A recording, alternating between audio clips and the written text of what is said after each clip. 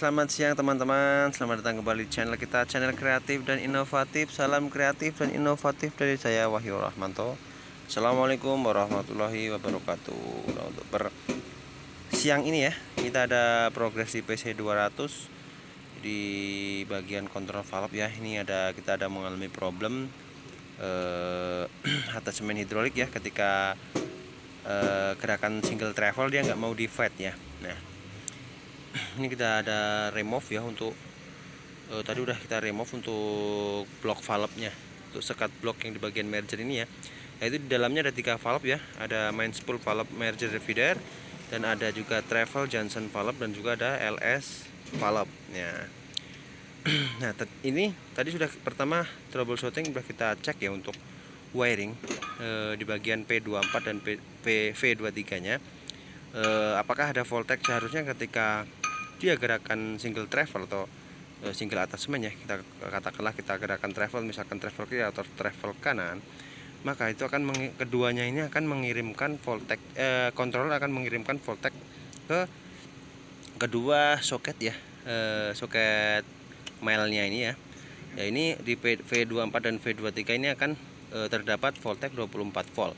Nah, tugasnya adalah memberikan suplai arus ke solenoid yang kita buka yang di sana teman-teman ya. Nah, itu ada solenoid, LS valve, dan merger divider valve. Nah, ketika voltage masuk ke situ ya, ke solenoid, maka akan terjadi induksi elektromagnetik pada solenoid itu, LS valve-nya ya, dan juga merger divider valve-nya.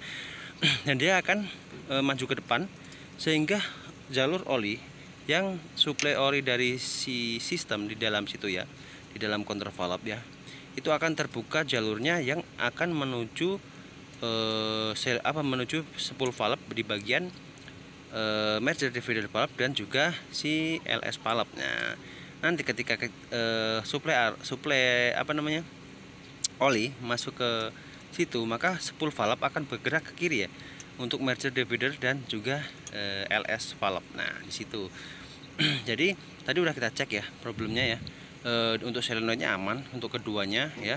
Di bagian LS valve dan merger divider valve-nya kita ukur resisten atau hambatannya itu adalah 7 ya, 6,9 sampai 7 ohm ya.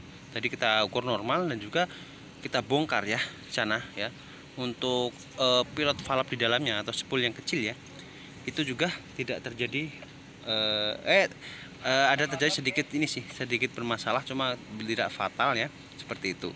Cuma masih dikatakan normal, jadi kita repair saja. Tadi kita lapping ya untuk spool valve di depan itu, di depannya solenoid ya, yang bertugas membuka jalur oli tadi.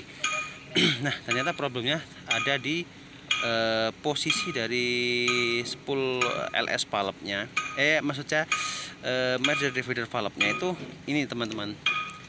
Kemarin ada dilakukan reseal control valve, jadi si kotaknya ini atau belahannya ini yang menempel ini merger dan sekat ya, baru spool valve-nya itu posisi dari bautnya atau posisi dari ini ya, celahnya itu tidak pas ya, sehingga di saat gerakan travel yang harusnya dia terdorong ke sana, maka si spool merger tadi terhalang oleh si ini sekat blok tadi, sehingga tidak bisa di fight ya, sehingga pergerakannya tetap merger. Nah, seperti itu teman-teman. Jadi udah kita lakukan remove lagi, kita disassembling, kita ini ya, kita reposisi lagi lah, sehingga agar bisa main gini ya, untuk spool merger divider valve-nya bisa enak mainnya, dan kita akan pasang kembali ya, seperti itu.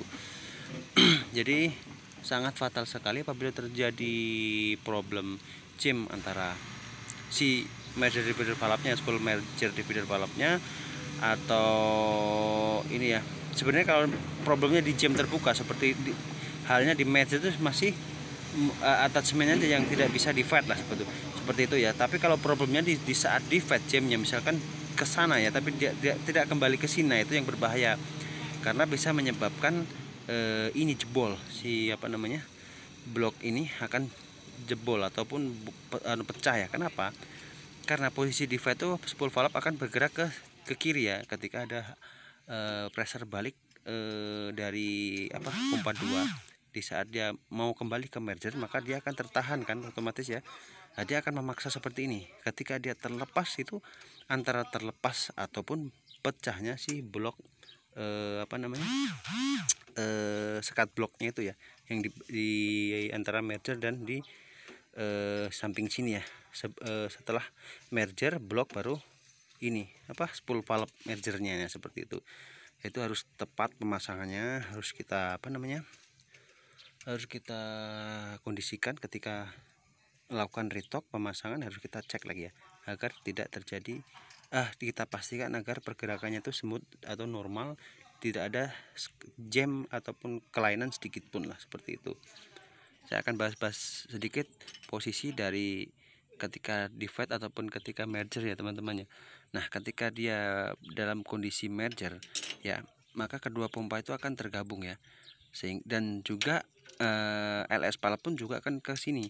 Dia tidak divide atau tidak bergerak ke kiri ya. Nah, di situ sensingan antara pot A, B, C, D ya, di bagian LS valve itu ada lubang-lubangnya ya.